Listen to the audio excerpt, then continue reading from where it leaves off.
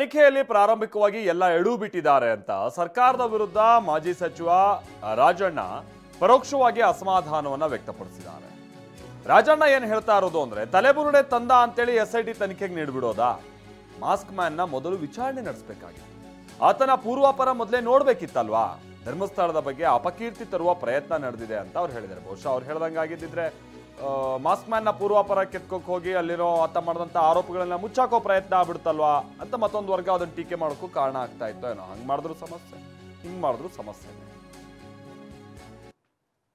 ಈಗ ಇದು ಯಾವುದೋ ತಲೆಬುರುಡೆ ಹಿಡ್ಕೊಂಡು ಇವನು ಯಾರೋ ಹೇಳ್ದ ಅಂತೇಳಿ ಮೊದಲು ನಾನು ಕಂಪ್ಲೇಂಟ್ ಕೊಡೋಕೆ ಹೋದವನು ನನ್ನ ಪೂರ್ವಾಪರ ನೋಡ್ಬೇಕಲ್ವ? ಅವನು ಯಾರು, ಏನು, ಎತ್ತ, ಇವನು ಹೇಳೋದು ನಾವು ನಂಬಬೇಕಾ ನಂಬಾರ್ದು ಇವೆಲ್ಲ ಮಾಡಬೇಕಲ್ಲ. ಅದನ್ನೆಲ್ಲ ಪೂರ್ವಾಪರ ಅವೆಲ್ಲ ನೋಡ್ದೇ ಅವನ ಹತ್ರ 164 ಸ್ಟೇಟ್ಮೆಂಟ್ ಮಾಡಿಸಿ SIT ಮಾಡ್ಕೊಂಡು ಇಲ್ಲಿನ ತನಕ ಮಾಡಿರ್ತಕ್ಕಂಥದ್ದು ಇದು ಪ್ರಾರಂಭಿಕವಾಗಿಯೇ ಎಲ್ಲರೂ ಕೂಡ ಎಡವಿದ್ದಾರೆ ಅಂತಕ್ಕಂಥದ್ದು. ಅದರಿಂದ ನನ್ನ ಹೇಳಿಕೆ ಏನಪ್ಪ ಅಂತ ಹೇಳಿದ್ರೆ, ಆ ತಲೆಬುರುಡೆ ತಂದವನ್ನೇ ಇವರು ಅವನ ಪೂರ್ವಾಪರ ಪರಿಶೀಲನೆ ಮಾಡಬೇಕಾಗಿತ್ತು. ತಲೆಬುರುಡೆ ಎಲ್ಲಿ ಅವನಿಗೆ ಸಿಕ್ತು, ಅದು ಕಾನೂನು ಪ್ರಕಾರ ಅವನು ಅದನ್ನು ಇಟ್ಕೊಂಡಿದ್ದಾನ ಇಲ್ವಾ, ಅದನ್ನು ಆ ಹಂತದಲ್ಲೇ ಸಾಮಾನ್ಯ ಜ್ಞಾನ ಬಳಸಿ ವಿಚಾರಣೆ ಮಾಡಿಕೊಂಡಿದ್ರೆ ಈ ಎಲ್ಲ ರಾದ್ಧಾಂತಗಳು ಕೂಡ ನಡೀತಾ ಇರಲಿಲ್ಲ ಅನ್ನೋದು.